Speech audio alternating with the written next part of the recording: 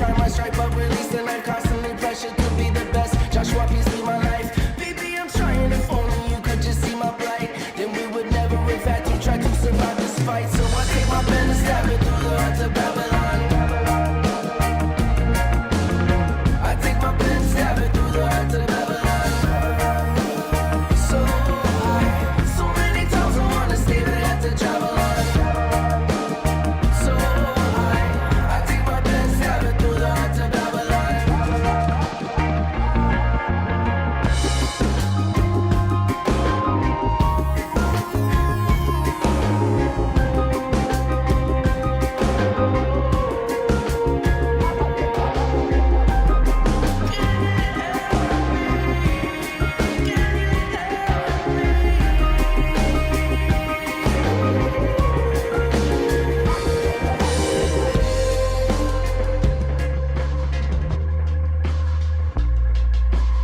I take my pen and stab it through the heart of Babylon.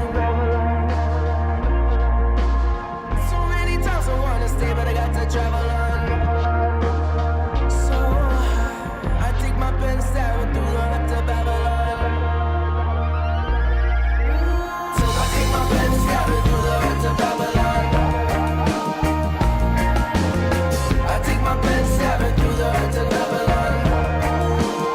So high, so many times I wanna stay, but I have to travel on. So high, I take my pen and stab it through the heart of Babylon.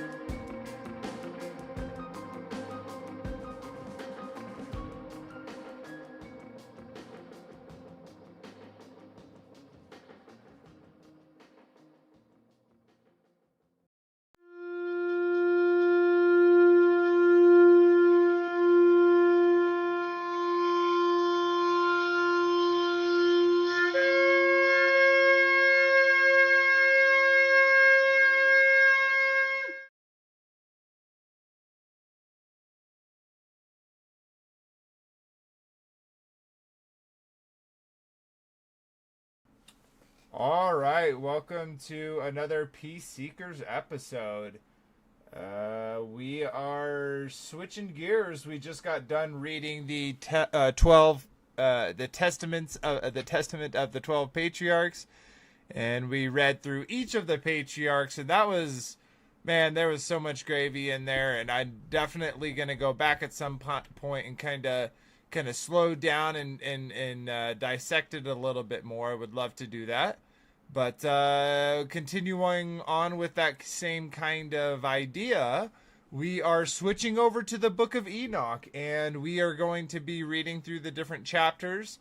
Now, it is going to be it's going to be a little bit different than it used to be, as you know, there isn't one main. Let's move it like this.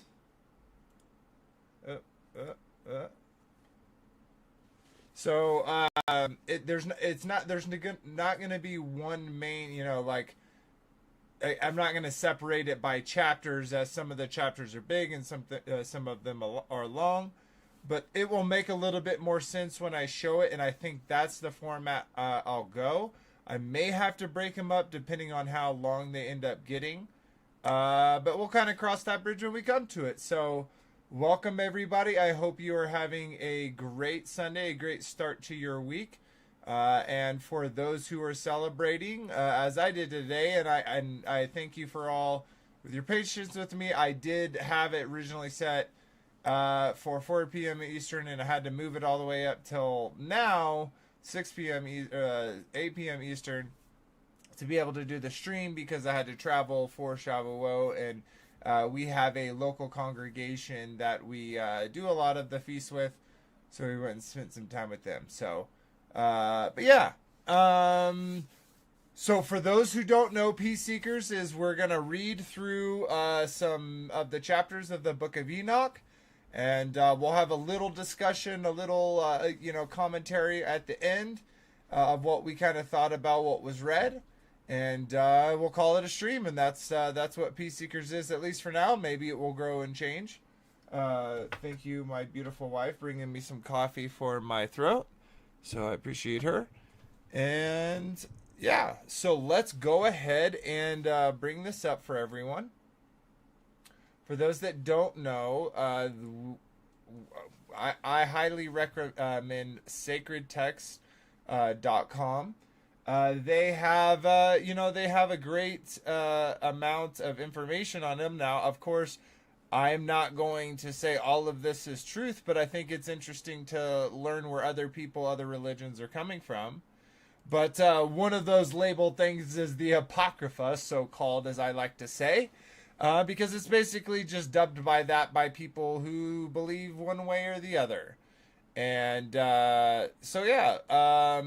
check that out if you're interested. Of course, we're going to be reading the Book of Enoch. This is the translation by R.H. Charles from 1917. And I'm going to read this real quick just as a preface to what we're going to be reading. And take it as you will. And then we will get into the reading. So it says, the Book of Enoch, written during the 2nd century BCE, this is, their perspective, is one of the most important non-canonical apocryphal works, so they call it, and probably had a huge influence on early Christianity. That doesn't make sense. On early Christian, particularly Gnostic beliefs. Completely disagree.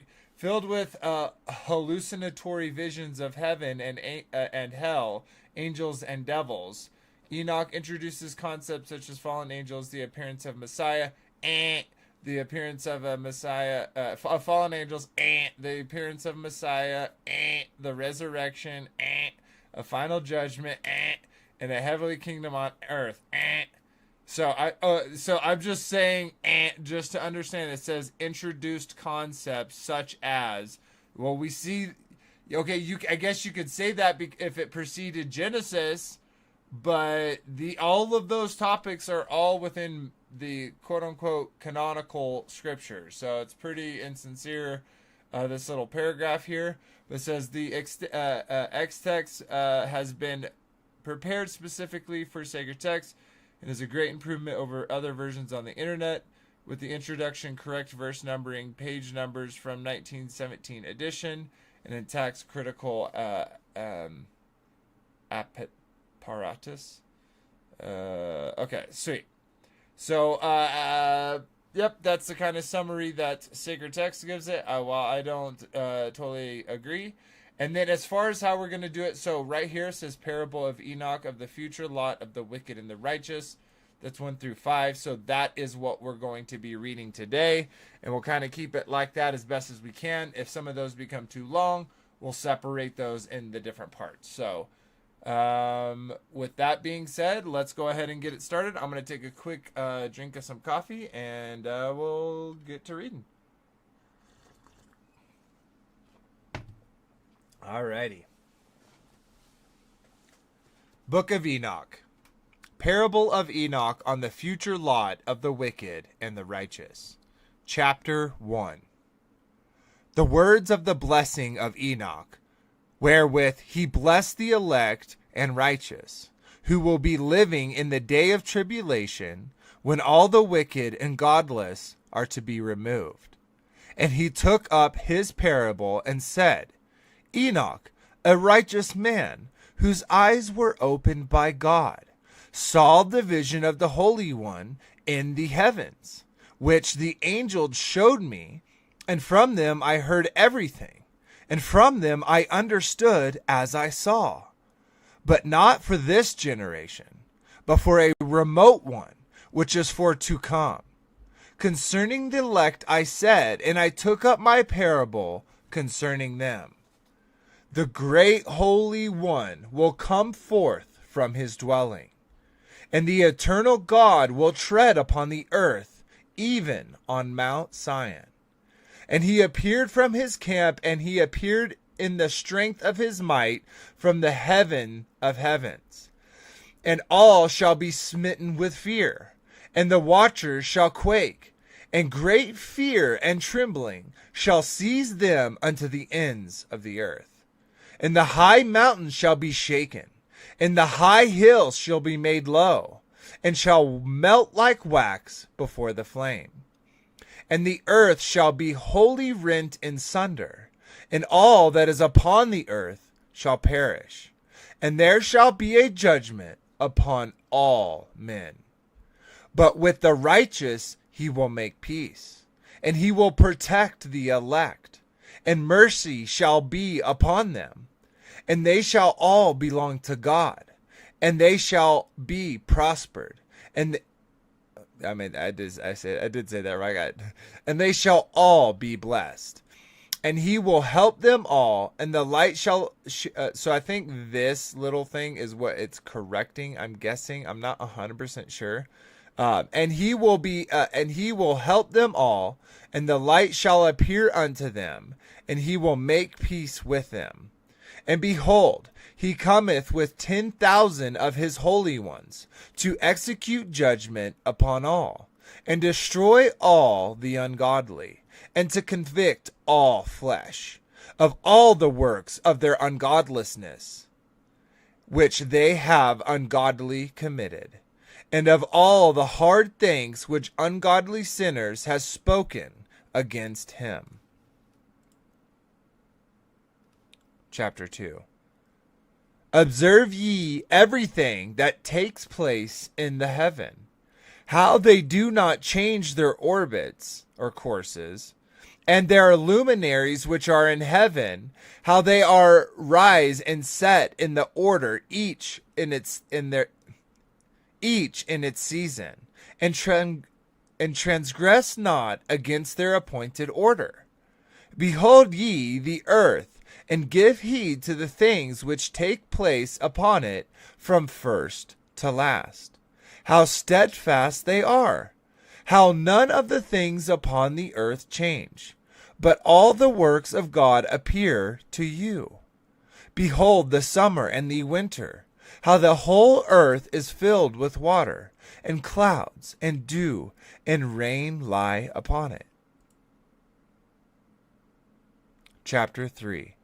Observe and see how, in the winter, all the trees seem as though they had withered and shed all their leaves, except 14 trees, which do not lose their foliage, but retain the old foliage from 2 to 3 years, till the new comes. Chapter 4. And again observe ye the days of summer, how the sun is above the earth over against it, and you seek shade and shelter by the reason of the heat of the sun. And the earth also burns with glowing heat, and so you cannot tread upon the earth or on a rock by reason of its heat.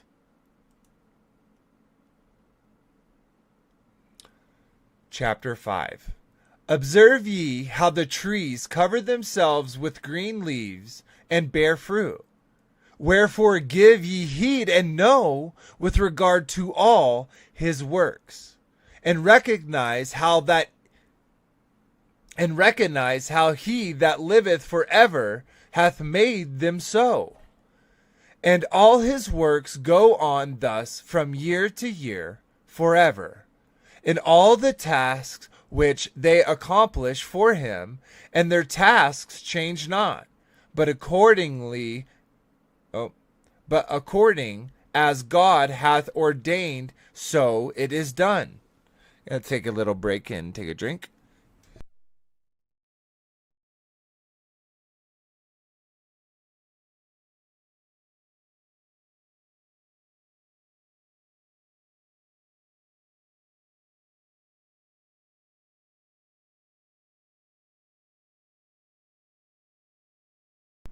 All right, thank you.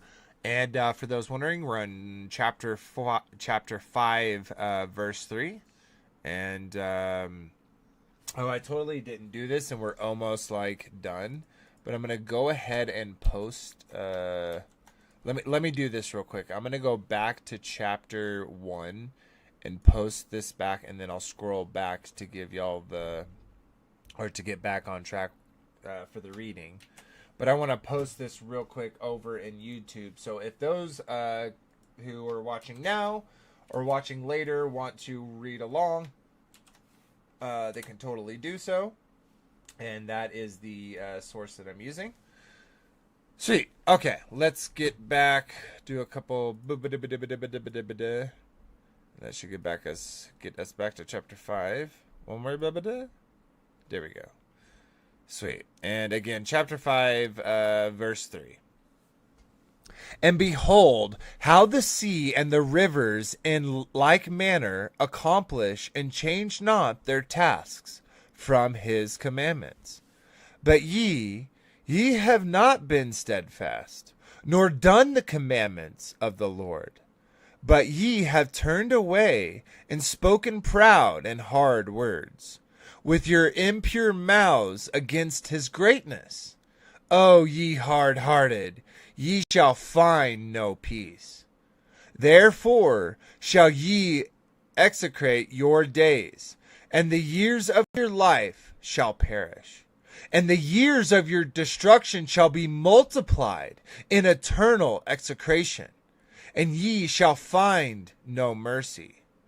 In those days ye shall make your names an eternal execration unto all the righteous. And by you shall all who curse, and all the sinners and godless shall imprecate, and all the sinners and godless shall imprecate by you, and for you the godless there shall be a curse. And all thee shall rejoice, and all there shall be forgiveness of sins, and every mercy and peace and forbearance. There shall be salvation unto them, a goodly light. And for all of you sinners there shall be no salvation, but unto you all shall abide a curse. But for the elect there shall be a light and joy and peace, and they shall inherit the earth. And then there shall be bestowed upon and then there shall be a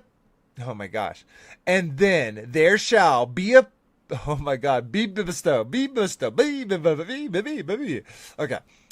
Chapter 5, verse 8. And then there shall be bestowed upon the elect wisdom, and they shall all live and never again sin, neither through the ungodlessness or through pride. But they who are wise shall be humbled, and they shall not again transgress, nor shall they sin all the days of their life, nor shall they die of the divine anger or wrath, but they shall complete the number of their days of their life, and their lives shall be increased in peace, and the years of their joy shall be multiplied, eternal gladness and peace, all the days of their life. Okay, so something I totally got the must be NICEA that when I first read it, but I gotta go all the way back. Alright, bear with me, I'm almost there. This is chapter 1. Okay, yeah, so what was I talking about? So that reading, kind of like the preface, the I guess producer's notes, like the publisher's notes, that we read before, and in just to me in general, Christians, like, you read this, like they're reading this, right, and they're like, okay, yeah, totally, oh yeah, we totally agree with all this, okay, yep, oh yep, oh yeah, he's totally gonna do that, oh yeah, we can totally see all this, right? So they get here, but I swear when they hit I think it is chapter 5 where it actually says it. So real quick, in chapter 2 and 3 and 4, he's basically saying, you see the trees and how they always exist, and even though it looks like they die, they come back, and that's all part of God's plans. And you see the rivers and the seas, how, they do these things, but that's all a part of God. They all do according to God's plans. And then you see y'all aren't steadfast. Y'all have been told directly what to do and not to do, and it just seems like you really like to do what you want to do instead of what God wants to do.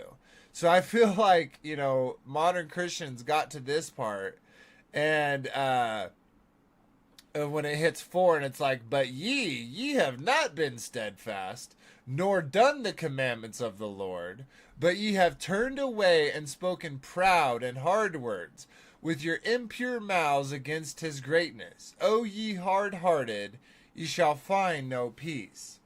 And that really makes me, I won't say any more about it. I'll let y'all find what y'all think about it for yourselves. But to me, I feel like we kind of deal with that with our struggles within modern society, and kind of things we kind of go through. I feel like they get to that part and they're done. Nope, I don't want to hear any more about this. Especially not the if you do all that, your years of their life shall be multiplied. So I think this is a good introduction. Of course, this is a pretty quick stream, but let's just look over here. So to kind of what we're talking about next week. Before we get into that, let me go back here. Go to chapter 5. Go back to chapter 1. I apologize. There was another thing I wanted to mention before we move on. Was it chapter 1? Okay, maybe not. Maybe it is chapter 5 and I just skipped it. Okay.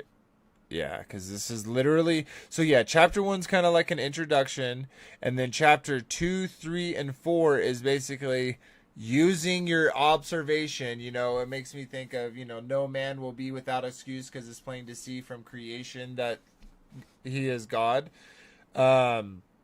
It's kind of what he's going over, and he's saying, see how all these things work, and they all work for his, even the trees are doing their task for his commandments, because God commanded the trees and the seas and the rivers to accomplish what he had set them to forth. And then we obviously have the contrast of our behavior, and we all know that. And, the wise shall be humbled. Like, this is... When it's saying this is the first kind of time it's introduced, but yeah, it supposedly was for, let's go back all the way to the preface index. Let's do this. This is probably going to help us get there faster. Okay, right here, yeah. So it says right here, and this is, again, I'm not agreeing with this. This is from sacred text itself. But it says it's filled with hallucinatory visions, blah, blah, blah. And it says... Enoch introduced concepts such as fallen angels, the appearance of a Messiah, resurrection, the final judgment, a heavenly kingdom on earth. Okay, and this was written during the 2nd century BCE. How does that make sense? Because, again, brother, or whoever's doing this, fallen angels, Genesis 6, appearance of Messiah talked out throughout all of the prophets, including the resurrection and the final judgment and the kingdom, heavenly kingdom on earth. None of these are new. This is all within Torah. So to say that Enoch introduced it within the 2nd century BCE is literally preposterous. And so it really does bring me back. Let me come here to chapter 5, where it says, but ye have turned away and spoken proud and hard words with your impure mouths against his greatness. O ye hard-hearted, ye shall find no peace. So I feel like that's exactly what we're talking about within our modern church. That's what it makes me think of rereading this. Now, again, unlike the Testament of the 12 Patriarchs, I have read the Book of Enoch. The Book of Enoch was a big part of my change in my life, of my growth in my relationship with the Father and His Son, my Messiah. So I would pumped to share it with y'all. So yeah, that's kind of my thoughts. Frankie B, you got any thoughts before we close this out?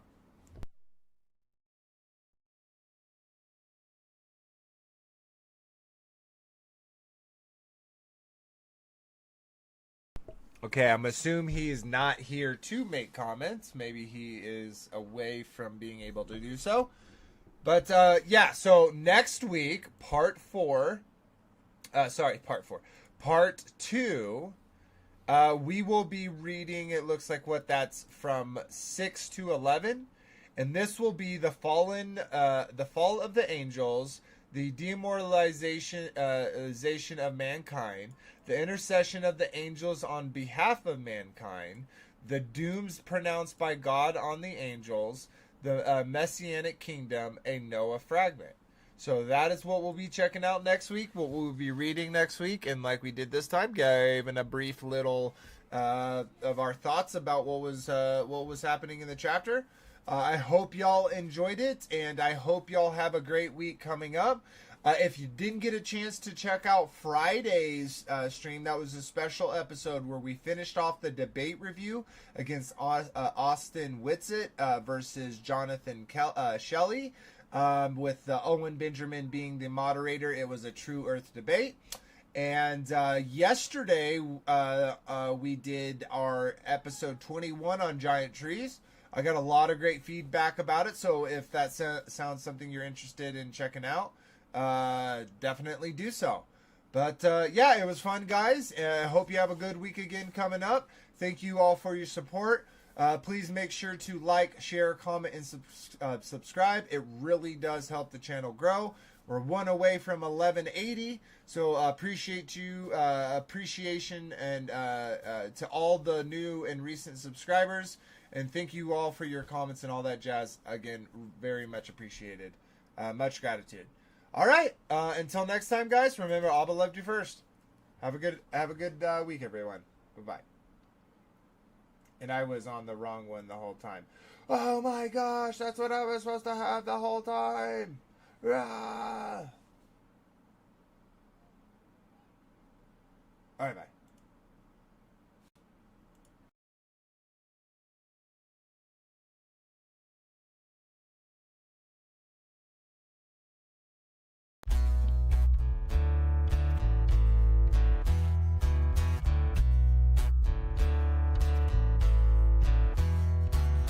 It's your glory, conceal the mystery. You give us the honor to search a matter. You raise up a standard to beat back our enemy. You establish this realm, and like a scroll you spread it out.